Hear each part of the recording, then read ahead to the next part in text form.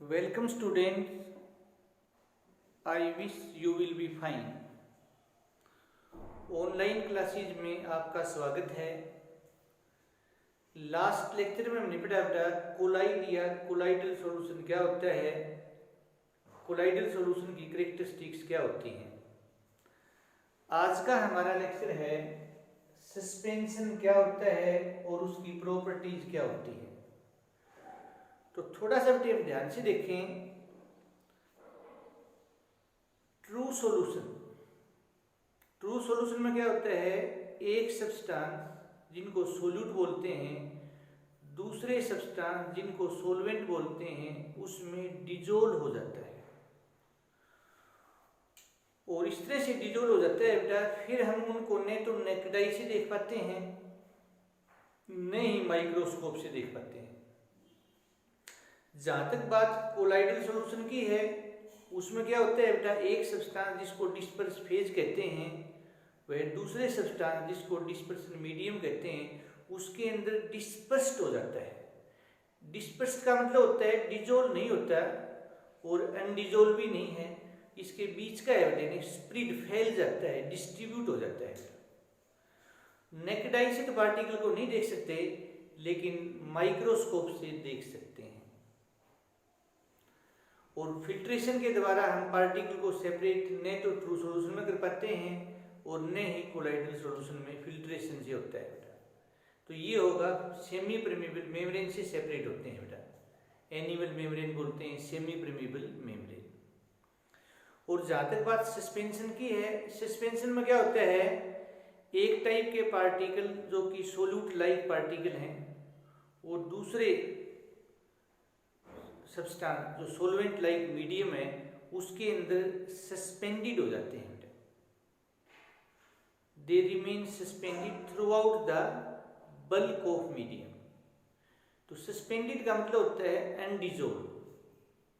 जैसे बेटे चोक plus water, चोक को जब वाटर में डालेंगे तो डिजोल्व नहीं होगा बेटा, नहीं वो डिस्पर्स्ड होगा, अनडिजोल्व रहेगा।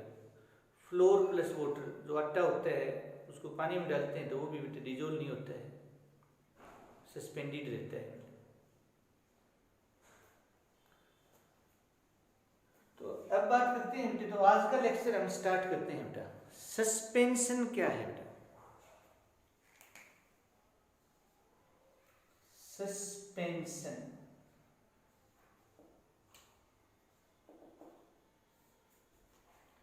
It is a non homogeneous mixture कहो या हेट्रोजीनियस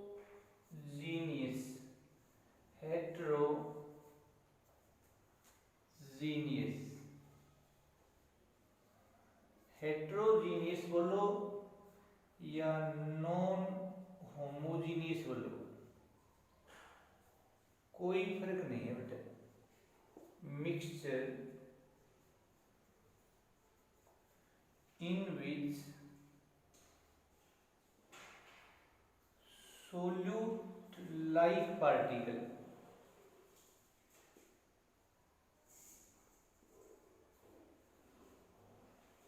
remain suspended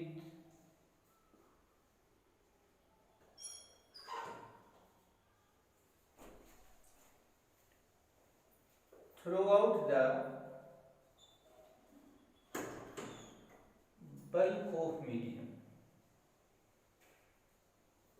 बल्क अंदर के पोर्शन को बोलते हैं सरफेस बार वाला, is called suspension. True solution homogeneous mixture है, कोलाइडल सॉल्यूशन हेट्रोजेनियस मिक्सचर है, सस्पेंशन भी हेट्रोजेनियस मिक्सचर है जिसमें सोल्यूट लाइक पार्टिकल हैं वो remain suspended undissolved throughout the bulk of medium. तो सस्पेंडेड का मतलब होता है अनडिजोल्व, सस्पेंडेड या undissolved.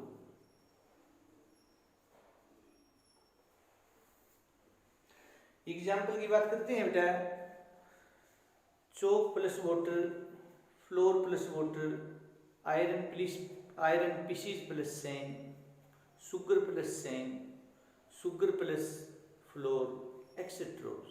These are some example of suspension. अब कभी क्वेश्चन आया बेटा कि what is the basic difference, essentially a basic difference among true solution, colloidal solution and suspension. तो ये है उनका पार्टिकल साइज बेटा। ट्रू सॉल्यूशन में पार्टिकल का साइज 1 नैनोमीटर से कम होता है, कोलाइडल सॉल्यूशन में 1 से 1000 नैनोमीटर होता है, और सस्पेंशन में क्या होता है, मोर देन 1000 नैनोमीटर। तो नेक्स्ट हम बात करते हैं बेटा, और ये इस तरह से एंडीजोल है बेटा कि पार्टिकल को हम नेकेड आई से देख सकते हैं। तो जो चीज नेकेड आई से दिख जाएगी वो माइक्रोस्कोप से तो दिखेगी बेटा। तो नेकेड आई से भी हम पार्टिकल को देख सकते हैं, ट्रू सॉल्यूशन में नहीं देख सकते, कोलाइडल सॉल्यूशन में नेकेड आई से नहीं देख सकते, सस्पेंशन में देख सकते हैं।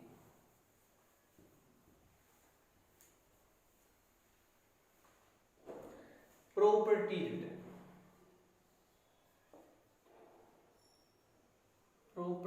Of suspension.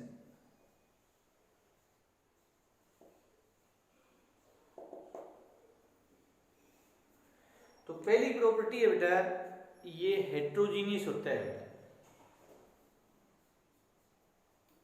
It is a heterogeneous या नॉन होमोजीनियस मिक्सचर बेटा।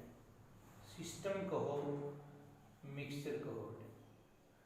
दूसरा बेटा, particles can be seen even bye naked eye. Particles can be seen even by naked eye।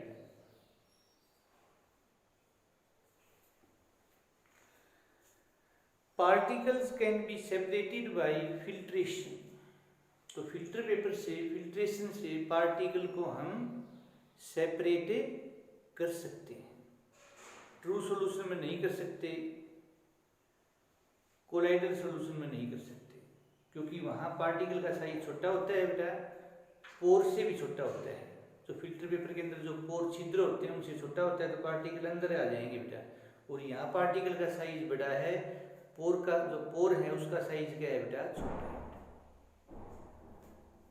तो ऊपरी रहेंगे, उसको रेजिड्यू बोलते हैं बेटा, बाकी जो लिक्विड पोर्शन है वो नीचे आ जाता है। तो इसमें फिल्टर पेपर से हम सेपरेट कर सकते हैं पार्टिकल को, ट्रू सॉल्यूशन में नहीं कर सकते, कोलाइडल सॉल्यूशन में नहीं कर सकते। लिखा तो होता है बुक में बेटा कि ये टिंडल इफेक्ट दिखाता है, लेकिन ध्यान से बात देखें बेटा, तो टिंडल इफेक्ट जिसका साइज 1 से 1000 नैनोमीटर होता है वही दिखाते हैं बेटा। क्योंकि सस्पेंशन को जब हम अनडिस्टर्ब रख देते हैं तो सस्पेंशन ब्रेक्स हो जाता है बेटा।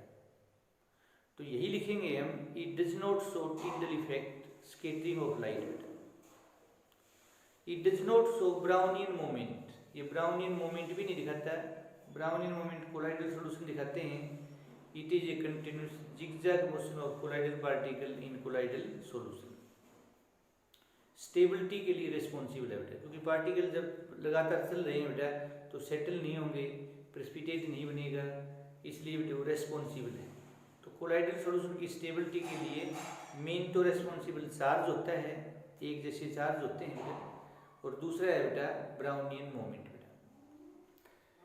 तो ये नहीं ये टिंडल इफेक्ट दिखाता है, नहीं ये ब्राउनियन मोमेंट दिखाता है बेटा। और जब इसको अनडिस्टर्ब रख देते हैं बेटा तो ये सेटल डाउन हो जाता है बेटा, पार्टिकल प्रेसिपिटेट बन जाते हैं, तो ये अनस्टेबल है बेटा।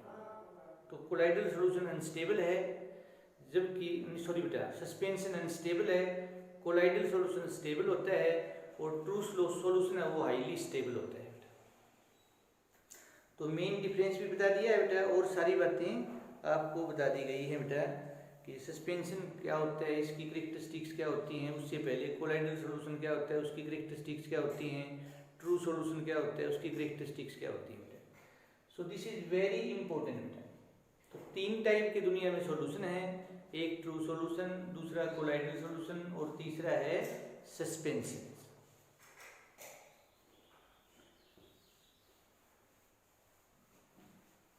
उम्मीद है बेटा आप बच्चों को आज का लेक्चर समझ आया होगा।